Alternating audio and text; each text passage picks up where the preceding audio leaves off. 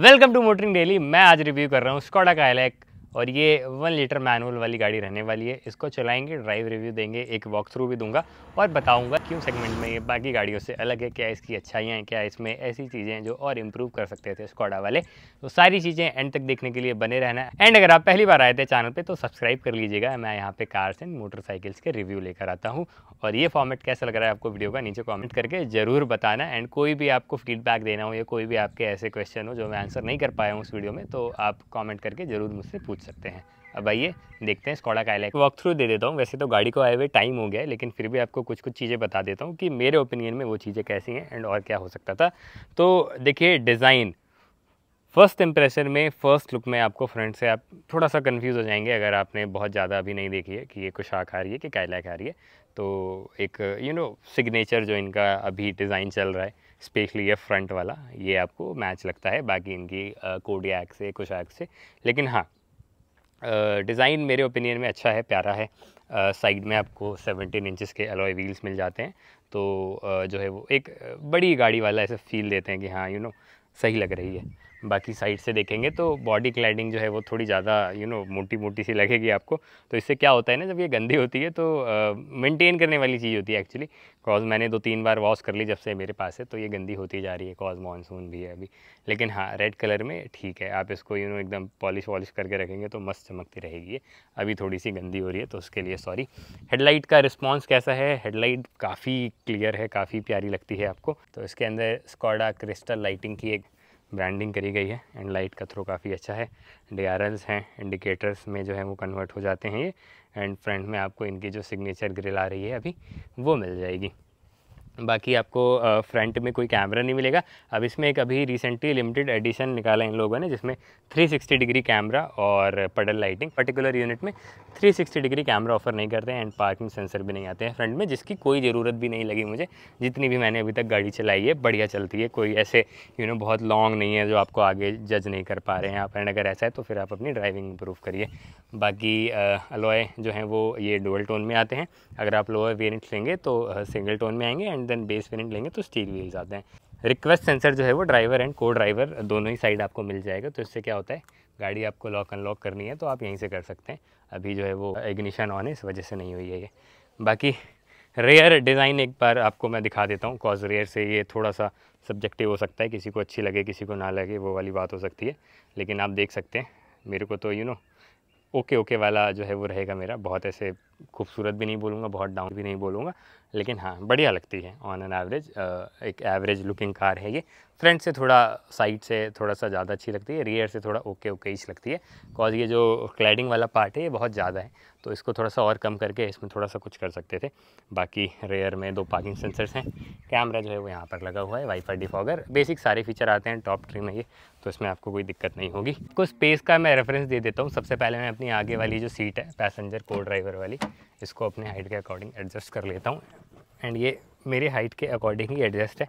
मेरी हाइट 5'10" है।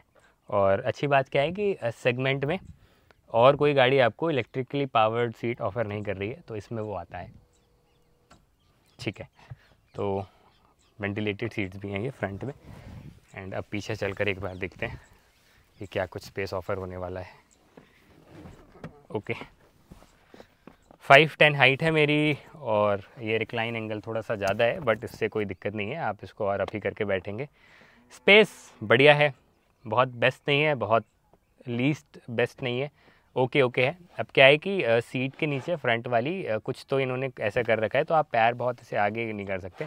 बेसिकली पूरा सरफेस फ्लैट नहीं है, हल्का उठा हुआ है यहाँ पे, तो आप इसको ऐसे करके रेस्ट भी कर सकते हैं या तो आप ऐसे कुछ अपना पैर रख सकते हैं, बट इसमें कोई दिक्कत नहीं होगी। अंडर थाई सपोर्ट सफिशिएंट है 5'10" के हाइट के अकॉर्डिंग।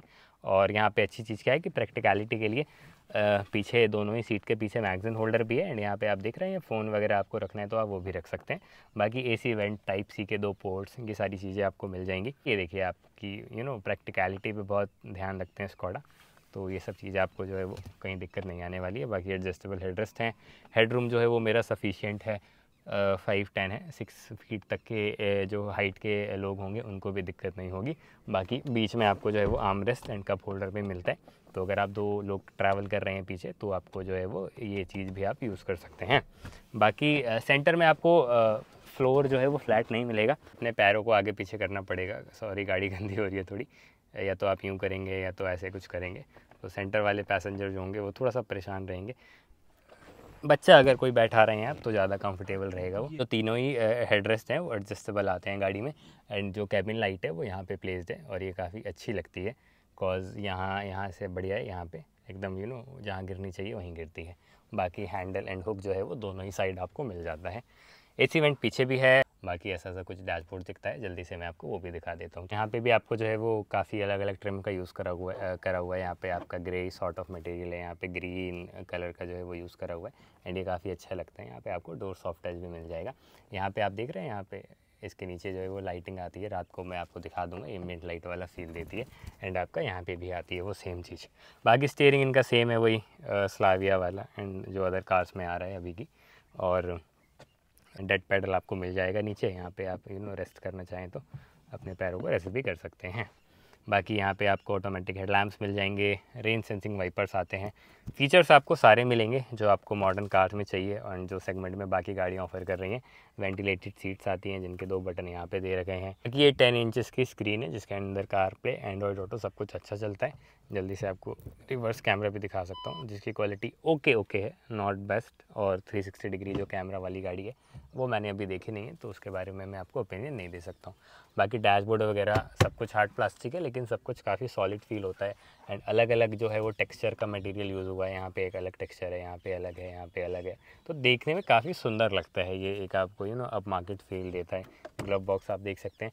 प्रैक्टिकलिटी के हिसाब से देखा जाए तो बहुत कुछ ऐसा है इस गाड़ी में जो आपको बाकी गाड़ियों में ऑफर नहीं होता है। यहाँ पे एक छोटा सा स्मार्ट स्टोरेज देख रहे हैं, यहाँ पे आप कुछ भी रख सकते हैं, थोड़ा मैनेज्ड वे में रहेगा। तो ग्लव बॉक्स कूल्ड मिलता है, यहाँ पे आप देख सकते हैं। आप इसका जो एयर का फ्लो है उसको भी जो है वो अपने हिसाब से सेट कर सकते हैं, तो आपके ड्रिंक्स बेवरेजेस चिल्ड रहेंगे। यहाँ पे आप देखेंगे ये टिकट होल्डर, टिकट होल्डर नहीं कहेंगे, आप कुछ भी यहाँ पे फंसा सकते हैं। जैसे यूजुअली क्या होता है, अगर आप कहीं ऐसी जगह पार्क कर रहे हैं जो आपकी पार्किंग नहीं है, लेकिन आपको ऐसा लग रहा है कि किसी को दिक्कत हो सकती है, तो आप अपना नंबर वगैरह लगा सकते हैं। मैंने अभी अपना ये जो है वो कार्ड लगा रखा था, कॉज मैं कहीं पार्क कर देता हूँ, तो वो चीज़ें हेल्प कर जाती हैं। ऑटो डिमिंग IRVM है। सन रूफ है, छोटा ही है लेकिन सफिशिएंट है, छोटे में भी बिग साइज़ का सन रूफ है ये। और बाकी ऑटोमेटिक क्लाइमेट कंट्रोल है, जिसमें ये जो देख रहे हैं ये टच बेस्ड है पूरा, और यहाँ पे ये जो है टच बेस्ड है। बाकी ये सारे जो कंट्रोल्स हैं टच बेस्ड ही रहने वाले हैं। यहाँ पे आपको 2 टाइप सी चार्जिंग पोर्ट मिल जाएगा। वायरलेस चार्जर आता है गाड़ी में एंड ये अच्छे से काम करता है। एंड इसके अलावा एडिशनली एक 12 वोल्ट का आउटलेट भी आता है, अगर आपको और यूज़ करना है, कुछ पावर सप्लाई चाहिए तो वो भी आप यूज़ कर सकते हैं। अगेन स्मार्ट स्टोरेज ये है। पहले मैं AC बंद कर दूँ। यहाँ पे आप जो है अपना फ़ोन भी रख सकते हैं, मैंने यूजुअली की रख रखी है। और यहाँ पे जो है वो 2 कप होल्डर हैं, जिसमें एक ये वाला जो है ये रबराइज्ड है, ताकि आपके ड्रिंक्स वगैरह जो है वो ग्रिप करे रहें। डीप जो है वो आपका आर्मरेस्ट है एंड इसके अंदर भी जो है वो आप अपना सामान रख सकते हैं। एंड ये स्लाइडेबल है प्रॉपर जो है, इसमें भी आपको कोई दिक्कत नहीं होगी।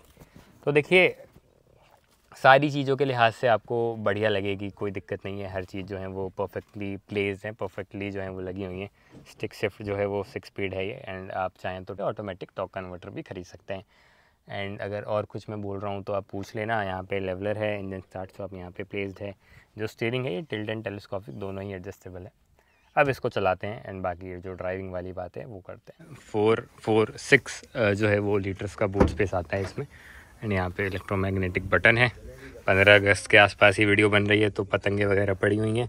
बूट लाइट भी मिल जाती है, पार्शल ट्री भी मिल जाता है। थोड़ा सा लोडिंग लिप है यहाँ पे, तो आपको लगेज हल्का सा ऊपर करके खींचना पड़ेगा। नीचे स्पेयर व्हील एक्सेस करने के लिए क्या पकड़ूँ मैं, ओके यहाँ पे ये स्पेयर व्हील है जो कि आपका 195/65/15 2 इंच जो है वो छोटा है। बाकी जैक वगैरह फर्स्ट एड वगैरह सब कुछ यहीं रखी है। एंड ये कुछ बूट स्पेस 446 लीटर का। अगेन देखो स्मार्ट चीज़, इसको आपको नीचे लाने के लिए यहाँ पे ऐसे पकड़ने के लिए दे रखा है ताकि आप इसको ऐसे बंद कर लो ईजिली। स्कोडा काइलैक मैं फर्स्ट टाइम ही चला रहा हूँ, इससे पहले मैंने गाड़ी नहीं चलाई है, ना ही इनका ये 1 लीटर वाला इंजन चलाया है। तो मेरे लिए इस इंजन को एक्सपीरियंस करना काफ़ी एक्साइटिंग था, कॉज मैं सेगमेंट में ऑलमोस्ट सारी गाड़ी चला चुका हूँ एक्सेप्ट 3XO और 1-2 और हैं, काइगर वगैरह। मैग्नेट चलाई है तो वो एक ही बात है। बाकी ब्रेजा, नेक्सॉन और ये मैग्नाइट और मतलब ऑलमोस्ट सारी गाड़ियाँ चला चुका हूँ मैं।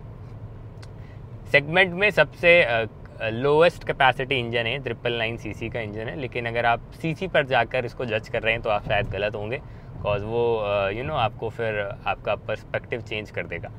1 litre TSI engine, power figures आपको पता होंगे, फिर भी मैं बता देता हूँ क्योंकि बहुत लोगों को जानना होता है।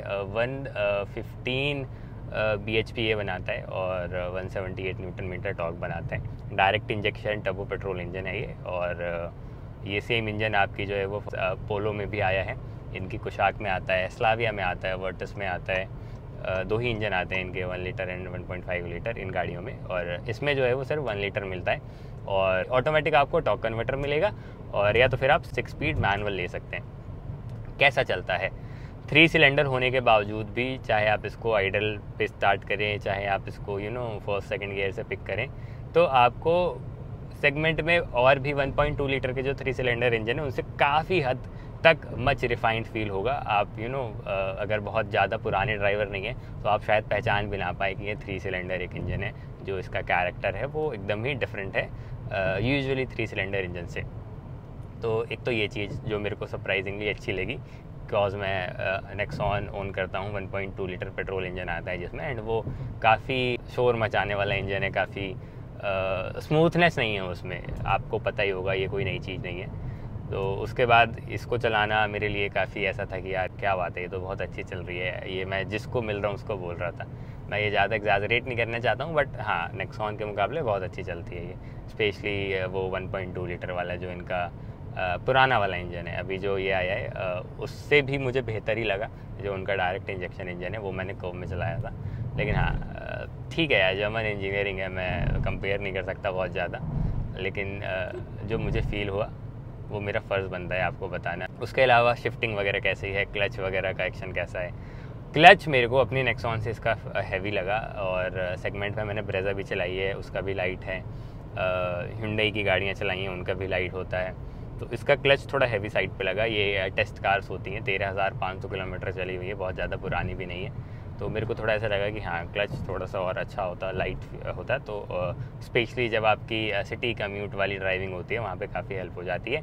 एंड नहीं तो फिर आप जो है वो इनका टॉर्क कन्वर्टर, जो कि बेस्ट ऑटोमेटिक होता है अपने लिए इंडिया में, अगर आप ऑटोमेटिक गाड़ी खरीदनी है वो खरीद सकते हैं, जो कि अगेन सेगमेंट में कुछ ही गाड़ियों में आता है, ब्रेज़ा में आता है, और क्या कहते हैं, इसमें आता है। तो स्टिक शिफ्ट कैसा है? 6 स्पीड मैनुअल, काफ़ी बढ़िया शिफ्टिंग है। क्लच के अलावा शिफ्टिंग वगैरह में कोई दिक्कत नहीं आती है आपको, एकदम जहाँ आपका हाथ जाएगा वहीं बैठेगा, बीच में कहीं फंसता नहीं है, कोई नॉची शिफ्टिंग नहीं है गेयर की। इम्प्रेसिव लगी इसकी शिफ्टिंग मेरे को। ड्राइविंग में जो है वो बहुत बड़ा रोल होता है एक अच्छे स्टीयरिंग का, और स्टीयरिंग जितना रिस्पॉन्सिव होगा, जितना क्या कहते हैं, जहाँ पे आप उसको ले जाएंगे वहाँ जाए जैसे ले जाना चाहते हैं, तो अच्छा माना जाता है। इसका स्टीयरिंग लोअर स्पीड पे बढ़िया है, अच्छा काम करता है। हाई स्पीड पे भी ये लाइट रहता है।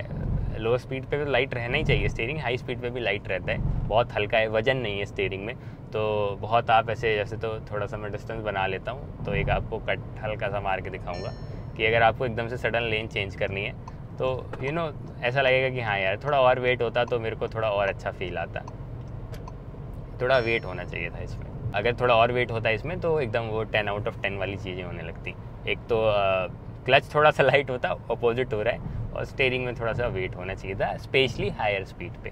जैसे अभी मैं 80 कर रहा हूँ, अगर मैं 100 भी करूँगा तो स्टीयरिंग बहुत ज़्यादा क्या कहते हैं हार्ड नहीं होता है, बहुत ऐसे यहाँ पे एकदम ही लाइट रहता है। इसके अलावा सब कुछ बढ़िया लगा ड्राइविंग में। व्यूइंग एंगल होता है कि आपकी विजिबिलिटी कैसी है, वो गाड़ी से बढ़िया है। मेरी हाइट 5'10" है, एंड मैंने अभी जो है वो सीट सबसे ऊपर ही कर रखी है, जो कि यूजुअली आप थोड़ा नीचे करके चलाएंगे, बिकॉज बहुत ज़्यादा ऊपर करने से ये आने लगता है। इसमें ऐसा नहीं है थैंकफुली। सबसे ऊपर भी अगर आप इसकी सीट एडजस्ट करेंगे तो भी आपको ये इंटरप्ट नहीं करता है, अच्छी चीज़ है। बाकी ब्लाइंड स्पॉट नहीं बनता है, मिरर्स से जो है वो अच्छी खासी विजिबिलिटी है, सब कुछ दिख जाता है। IRVM से पूरा पीछे का ग्लास का व्यू दिखता है, तो विजिबिलिटी बढ़िया लगी मुझे। उसमें भी आपको जो है वो कोई दिक्कत परेशानी नहीं होगी।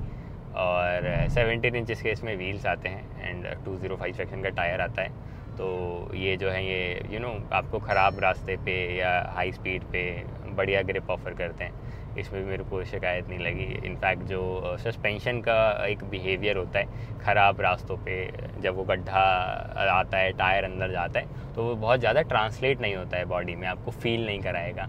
बड़े पहियों का एक फ़ायदा होता है, बेनिफिट होता है, 17 इंच व्हील है तो बहुत ज़्यादा है, लाइक 18 भी नहीं दिया इन लोगों ने, 17 दिया है। टायर का जो साइज़ है वो भी इंडियन कंडीशन, रोड कंडीशन के हिसाब से परफेक्ट दे रखा है, तो वो भी आपको जो है वो बढ़िया लगेंगे। जैसे एक्सपेंशन जॉइंट्स पे गाड़ी जाती है तो एकदम ऐसे खटाक देनी आवाज़ अंदर नहीं आती है, तो ये सब जो है आपको फील नहीं होने वाला है ज़्यादा।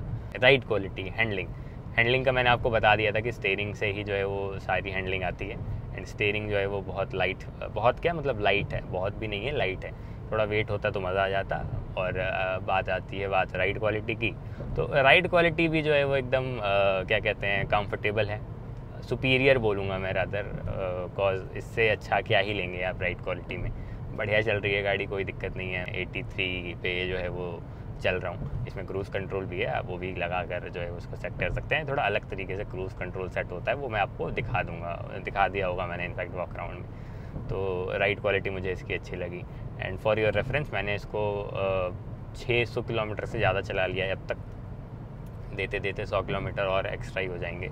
और बात करें क्रूजिंग RPM, क्रूजिंग मैनर की, तो गाड़ी जो है वो 90 की स्पीड पे 2000 RPM पे रहती है। एंड अगर आप उसके ऊपर जाते जाएंगे तो RPM जो है वो इंक्रीज़ होता जाएगा, कॉज छोटा इंजन है तो। लेकिन एफिशिएंसी भी जो है ये कोई बुरी नहीं देता है। मैंने तो टेस्ट करी है एफिशिएंसी, अगर आपको वो वीडियो देखनी है तो आप देख सकते हैं, और नहीं तो मैं आपको ऐसे भी बता सकता हूँ। इसने मेरे को हाईवे पे tank to tank with 5 passenger 18 kmpl something दिया था, 18 पॉइंट समथिंग kmpl दिया था। और अगर आप इसको और आराम से चलाएं, अकेले चलाएं, तो ये 20+ हो जाएगा आराम से, इन द सेंस कि आप 70-80 के अंदर अगर आप रहेंगे तो और अच्छी एफिशिएंसी ये मिलेगी आपको। और RPM मैंने आपको बता दिया, 80 पे ये कितने RPM पे रहती है वो आपको मैं एक बार दिखा देता हूँ। सबसे ज़्यादा एफिशिएंसी आपको 70 to 80 kmpl के अंदर देगी, और उस वक्त जो है वो RPM सबसे लोवेस्ट रहते हैं, जो आपको ऐसे परेशान भी ना करे, बहुत कम स्पीड भी ना लगे। जैसे 72 पे 1500 RPM पे है, और थोड़ा और ऊपर जाएं हम 80 पे, मैं क्रूज़ कंट्रोल ही लगा लेता हूँ ना, हाँ, तो 80 पे ये जो है ये आपकी 1800 समथिंग RPM पे रहती है। ये वार्निंग हट जाए बस, हाँ 1800 RPM पे रहती है ये 80 पे, एंड 2000 हो जाता है 90 पे। इसके अलावा अर्गोनॉमिक्स वगैरह सब कुछ बढ़िया है, सब कुछ रीच पे हैं, फिजिकल बटन्स हैं आपके वेंटिलेटेड सीट्स के, और AC के जो भी कंट्रोल्स हैं ये सारे टच बेस्ड ही रहने वाले हैं। एंड कई बार आपका हाथ लगता है एक्सीडेंटली, अब पता नहीं क्यों ही मैन्युफैक्चरर टच बेस्ड देने लगे हैं। हाँ ये थोड़ा सा लग्जरी फील देती है, लेकिन वो रोटरी नॉब जो होते हैं या कोई फिजिकल ऐसे डायल्स, वो ज़्यादा सूटेबल, ज़्यादा कंफर्टेबल होते हैं। बिकॉज यहाँ पे आपका कई बार एक्सीडेंटली हाथ लग जाता है गियर शिफ्ट करते वक्त या चार्जिंग केबल लगाते वक्त, तो आपको जो है वो AC मतलब मोड चेंज हो जाता है बेसिकली, सर्कुलेशन ख़राब हो जाएगी, बाहर से हवा लेने लगेगा, तो ये सब होता है। 2-4 बार हुआ है मेरे साथ, तो मैंने सोचा आपको बता दूं। बाकी ये जो इंफोटेनमेंट स्क्रीन है ये बेस्ट है, एंड्रॉयड ऑटो एप्पल कार पे वायरलेस है, जो कि आपको चाहिए होता है, एंड बढ़िया तरीके से काम करता है। बैठते ही फ़ोन कनेक्ट हो जाएगा। आवाज़ भी जो है वो एक डिसेंट है, मैं ये नहीं कहूँगा बहुत बेस्ट है।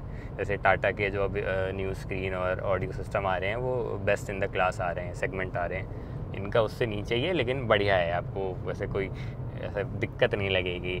और अगर आप बहुत ही ज़्यादा शौकीन हैं फिर तो आपको ऑडियो अपग्रेड हर गाड़ी में ज़रूरत पड़ सकती है, वो तो एक वो शौक वाली चीज़ हो गई। लेकिन हाँ, इसमें भी कोई ऐसे दिक्कत परेशानी नहीं लगेगी। काफ़ी लोगों को ये जानना होता है भाई बॉनेट दिखता है, तो देखिए बॉनेट डिपेंड करता है आपकी हाइट कितनी है। अभी मेरी हाइट 5'10" है, मैंने सबसे ऊपर कर रखी है सीट, मुझे हल्का हल्का दिख रहा है, लेकिन नहीं भी दिखेगा तो भी मुझे कोई दिक्कत नहीं है। लेकिन कुछ लोगों को देखना ही देखना है, तो फिर यूँ लगा लो अब मुझे इतना दिख रहा है जितना आपको अभी दिख रहा है। बाकी मेरा हाथ ऊपर नीचे हो रहा है तो वो एक अलग चीज़ है, मैं आँखों के लेवल से जो दिखा रहा हूँ वो ये है, इतना दिख रहा है मुझे। बाकी विजिबिलिटी मैंने आपको बता दिया, एर्गोनॉमिक्स बढ़िया हैं। 80 पे 1800 RPM पे जो है ये क्रूज़ कर रही है, और लोएस्ट फ्यूल एफिशिएंसी ये देखिए 14 kmpl जो दे रही है, ये मेरे 411 किलोमीटर का जो ट्रिप है सिंस रिफ्यूल उसमें दे रही है, जिसमें मैंने इसको सिटी में भी चलाया है काफ़ी एंड हाईवे पे भी चलाया है। तो आप ये लगा लीजिए लोएस्ट आप इससे बम्पर टू बम्पर ट्रैफिक में 10 के MPL एक्सपेक्ट कर सकते हैं। अगर आप 5 लोग बैठे हैं तो वो सिंगल डिजिट भी हो जाएगा, नो वंडर। एंड बहुत अच्छे से चला रहे हैं मिक्स कंडीशन में, तो 14-15 के MPL आपको आराम से देगी। बाकी तो सारी बात आ जाती है ड्राइविंग कंडीशन, ड्राइविंग स्टाइल के ऊपर। And I think that's it, driving part यही रहने वाला है। और इसके अलावा अगर मैं कुछ मिस कर रहा हूँ तो आप नीचे कमेंट सेक्शन में पूछ सकते हैं। पहली बार आए थे चैनल पे सब्सक्राइब कर लीजिएगा। यहाँ पे मैं कार्स एंड बाइक्स के कंटेंट लेकर आता हूँ और मिलता हूँ आपसे किसी और स्क्वाडा या अदर कार के रिव्यू में। यहाँ तक देख लिया है तो सब्सक्राइब ज़रूर करिएगा एंड एक कमेंट ज़रूर करिएगा, कुछ भी जो भी आपको लगे अच्छा। Thank you so much.